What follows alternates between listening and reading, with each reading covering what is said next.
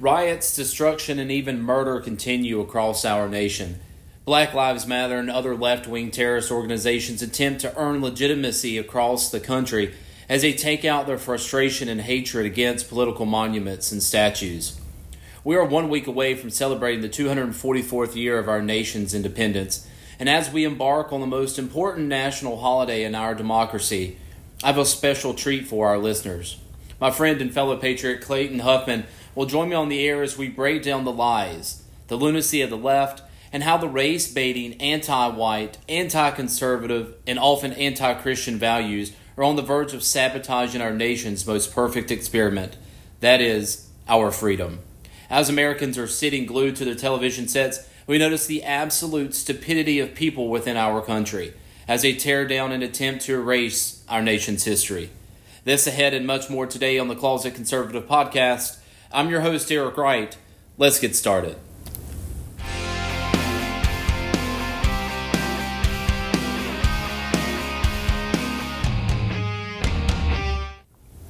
Today I'm joined by Clayton Huffman, a dear friend and fellow brother in the arms of American patriotism.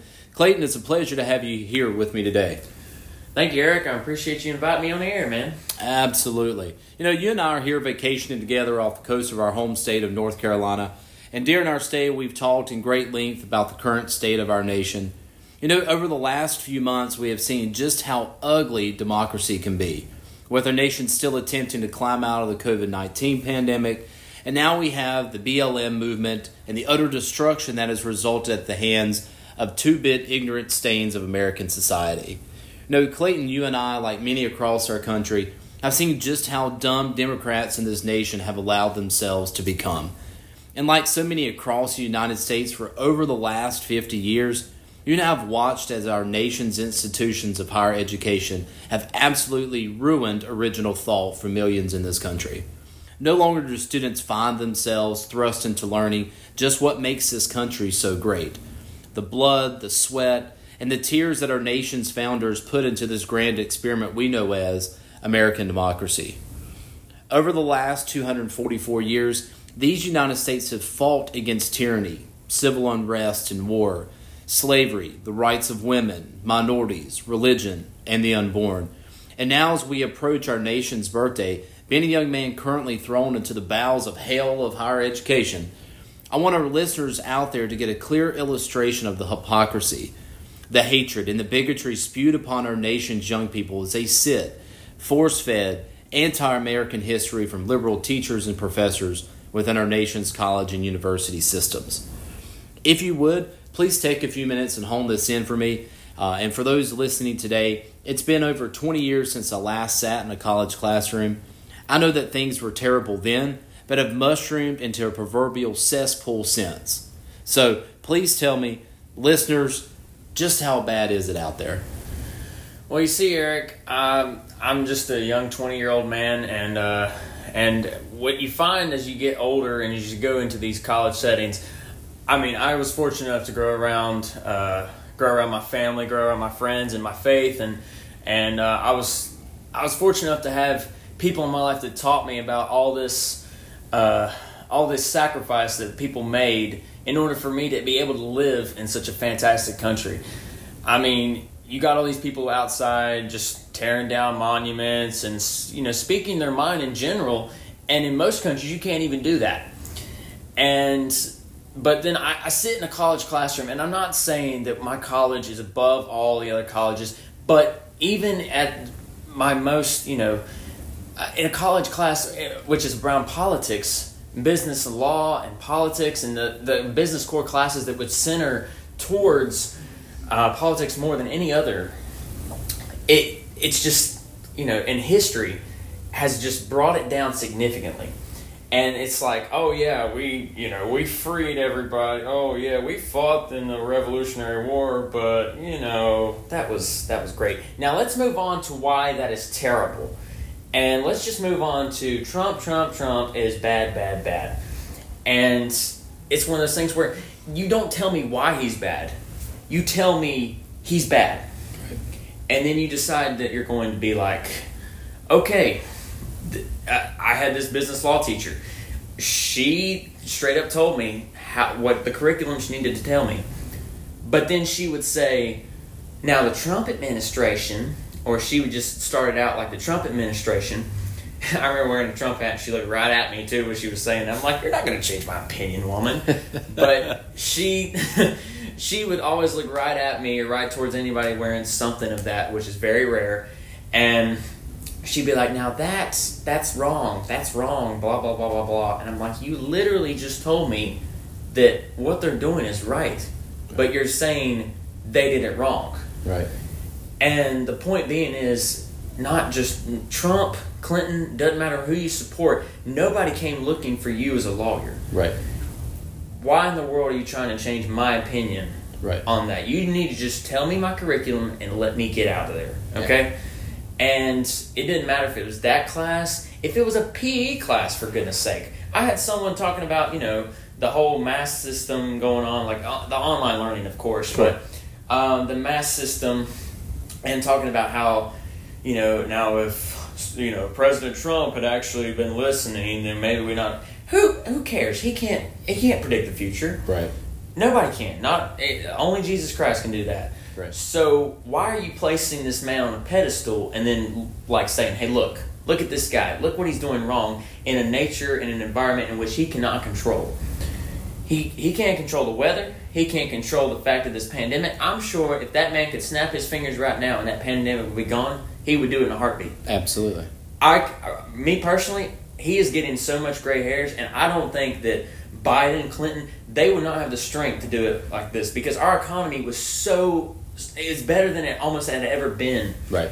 And if it was under the socialism of the Democratic side, I don't feel like it would ever have the exact same flow. In fact, I'm certain it would not have the ability to be as much as it is right now. Right. I feel like you slip into a pandemic like this, nobody's ever seen it in this lifetime, and I hope to God I never see it again. But I feel like it would just pull us into another Great Depression. Yeah. You hit on something that... Yeah. I didn't mean to cut you off, but you hit on something that was great. I mean, I obviously know your family very well, and you hit on that you weren't afraid or felt as if that your opinion of Trump or policy or politics or anything like that could be changed. Mm-hmm. And again, I know the family that you came from. But there's a lot of young men and women that are sitting in those same seats that you're sitting in. And unfortunately, they don't have the backbone, if you will. They didn't have that family structure. They didn't have that sense of accountability and pride and to be able to stand up for yourself. Do you find your classmates in kind of a different situation as you, that, when you're spoon-fed this over and over and over again, do you see your classmates and your friends that, okay, or maybe my professor's got a point, or they're just downright subservient, if you will, to them, and just say, I might as well go ahead and do it. That peer pressure, man. Well, let's just journey back to kindergarten for a second. Sure. Kindergarten, they tell you 2 + 2 is 4, correct? Right. Correct. All right, and they tell you 2 + 2 is 4 your entire life. That's right. So you learned that, 2 + 2 is 4. We founded this country in 1776. George Washington was the first president. Right. H2O is hydrogen and oxygen. You learn these core things from your teachers. And so from a young age, if you're not to have a developed mind, which most of us do, I'm not saying I don't either, but when you have an underdeveloped mind like a child and you spoon feed them this, they're going to be like, oh, that's right. That's totally right. Look at Hitler in the Third Reich. Okay, he had his Hitler Scouts. I don't know what they're technically called. I forgot. Right. But he still fed them, Nazi, communism at a young age, and they were like, this is the best thing ever. Right. I'm proud to serve my country like this. Right. So if you turn right around and you're just like, Trump is bad, Trump is bad, Trump is bad, 2 + 2 is 4, 2 + 2 is 4, right. It's just going to get ingrained in their mind, and it's like, oh, Trump, bad. It's going to immediately go to that. It's that association. It's that association, exactly. Absolutely. And one of the main problems I have with that, Eric, is that I can sit here and talk with you, mm-hmm. somebody who is got the same beliefs that I do, and just we get along really well. But let's just journey off to my best friend, Jonathan, okay? My best friend, Jonathan, he's a Republican, but he doesn't support everything Trump does. Sure. And, I mean, I'm not saying the man's perfect, but I'm just saying that he's not a Trump supporter, and I don't believe he'll vote for him next year. Or next November, excuse me, I'm sorry. But it feels like next year with all this quarantine going on. Absolutely, it does. The days just kind of run together. But I can sit down with him, and I can have a sensible conversation on an issue. Like, Trump just passed an executive order to protect these monuments. Sure. I believe it is vital. Like I said, if, it's not force feeding, but still being spoon-fed history is important. Now, while some history is bad, you still need to learn about that because of the whole concept of kids learning from their mistakes. Correct. Okay? If a kid puts their hand on a hot oven stove, you tell them not to do it. Right. They still do it. They learn not to do it again because it's hot. Correct. All right? So, if you take away all these Confederate statues, let's just say, you take away all this stuff. Now, guaranteed, maybe they don't need to be glorified as much, but that's still part of our culture. Sure. If you deplete these guys of their culture, of their sense of their sense of patriotism, or at least their sense of what their history is. Sure. History will always repeat itself. Somebody said. Yep. And it just tends to do. Okay. Absolutely. And if you don't learn from it, exactly. You're doomed to repeat it. I saw a YouTube clip, and I'm not lying to you, when it said that this YouTuber was in tears. A little boy, probably about 3 years older than me. He looked like he just stepped out of a Crayola box, and I'm pretty sure he could, he's like a liberal arts major that could probably hear colors. But he still was crying on TV saying that learning about the Holocaust affected the kid's mental health in a bad way. Okay, the Holocaust was a terrible, terrible thing. Absolutely. And World War II, once again, a very terrible thing, very sinful. But it's one of those things where if you take that away, then people are going to be like, hey, they might try scapegoating something like Hitler did with the Jews. Correct. Lord forbid that never happens again, but it's still one of those things that if you take away history and take away those mistakes, there's nowhere for people to grow and learn. Right. You're talking about the 200 and... Sorry. Sin and evil has been here since creation. Both you and I, we know that. And it's never going to go away. Yeah. And not to get biblical, but that's just the way that it's going to go. Yeah. But there's all sorts of atrocities. Evil is always going to exist. There are bad people in this world. For sure. And I don't think if you asked mainstream Americans, particularly down here in the South, when you see that Confederate monument, there's not a single person that I know who's going to respond back and they're going to say, well, just because I'm for slavery, that is the only reason why I want that monument up there. There is not a soul out there who would give that response. And if you did give that response, there's something very terribly wrong with that person. So, again, it's that sense of not pride, but to not wanting to erase the history of this nation. In taking the Confederate statues, and now we're going to go to Abraham Lincoln, Thomas Jefferson, George Washington, Francis Scott Key, and for these men that helped create our democracy, wrote our national anthem, if you will. Granted, unfortunately, during the 1700s and 1800s, slavery was a way of life. Very shameful way of life, but unfortunately one that is very, very true. Mm-hmm. But again, to your point, we need to ensure that we learn from these mistakes so we don't repeat them. Exactly. But the civil unrest, the burning of buildings, the murder, the assaults, the anarchy, that is not the correct way of going about things. If there's a bad action, having another bad action because of a bad action is not a viable solution in any way, shape, or form. I was always told, Eric, and this is the same way with your boys, I know it, is if he hits you, go tell somebody. Correct. Don't hit him back because then you're in trouble. That's right. And now I had sisters, so if I did it, I was, it was a bad day. Right. But still, go tell somebody or go tell someone in authority, like a parent, hey, they're hitting me. Right. That way you don't get in trouble. Right. Because you've done nothing wrong. You've just been the victim. But when you turn right around and you're like, you know what?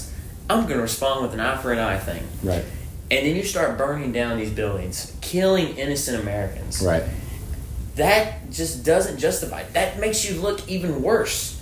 That basically depletes any kind of morality, any kind of thing that you've tried so hard. I take pride, honestly, in the kind of character that I've taken the 20 years of my life to build up. Right.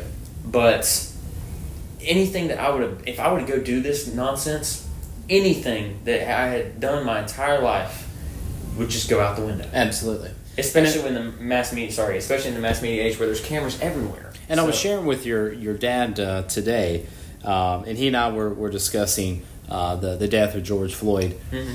And there's been several instances, countless instances, where there's been missing pieces of video footage or he said, she said commentary, whatever the case may be, that always kind of left the death of an African American at the hands of law enforcement up in question, to be doubted, if you will. Yeah. But this is the very perfect example of police brutality, of murder and hatred. And there wasn't anything missing. Yeah. You could sit down, you could watch that clip, know absolutely nothing about what's going on, and see immediately that is outright murder. Mm-hmm. Just outright murder. So, but then what does the left do? They've got this perfect case on a silver platter, and all they have to do is go about it the right way. Go back to the 1960s civil rights movement. Use that as an example and say, look, something's got to change. Yeah. And what does the left do? They absolutely lose their minds yet again, mm-hmm. and squander the best example that they've got for real change, and it's been a nightmare ever since. You know, I turned to the great actor Morgan Freeman. And for all you listeners out there, I would greatly tell you to go look up this clip. He was asking in a news interview, how do we get rid of racism? Mm-hmm. Now, it's a very loaded question, and he answered it very simply. Just stop talking about it. Right. No one, like you said, is going to see a Confederate statue and go, man, thank goodness that blacks were slaves or something. I mean, just around that line. Sure. And he said, stop talking about it. He's like, if you stop calling me a white man, I stop calling you a black man. We just refer to each other as men. A dude or a man or anything else like that. He says, then there's no controversy. That's right. And there's not a racist bone in my body, Eric. Yep. And I can still, I see that person for who they are. One of the things that I've noticed for quite some time, particularly among youth, today's youth, they want to be a part of something bigger than themselves, something outside of themselves. Yes, sir. They're searching, they're looking, they don't know what that possibly is. They just don't care what it is. Mm-hmm. And that's the concerning thing. And I believe the left is very, very methodical in that. They throw all sorts of things out there just to see what bites. And for 95% of the protesters that are out there, clearly they don't know what they're protesting for. Oh, sure. They just want to be a part of something, and they just don't know what that is. I saw a picture the other day, Eric, and it was like, this guy, woo, the cornbread ain't fully cooked. Because it was a white man at one of these protests, and he's holding a sign that said, until Black Lives Matter, no lives matter. Right. And I'm like, you do realize you're not black, right? Right. And if you get hurt, it's because you're holding a stupid sign. Right. Like, it just doesn't make any sense.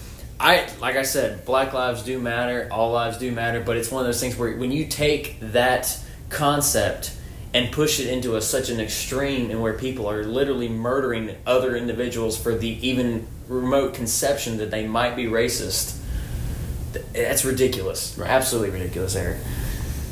Well, Clayton, I appreciate you being here, sir. It has been phenomenal. Some great insight. I appreciate it again very much. Oh, thank you. And we look forward to having you back on board very soon. Thank you, Eric. I appreciate you inviting me, man. It's been awesome.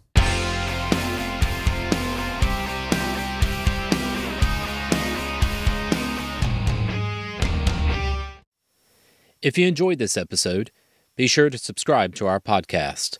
Please remember to give a 5-star review and share our podcast with your friends. The Closet Conservative Podcast is a production of the Liberty Loft. Copyright The Liberty Loft, 2020. You can find more shows and information on our website, www.thelibertyloft.com, or any of our social media channels.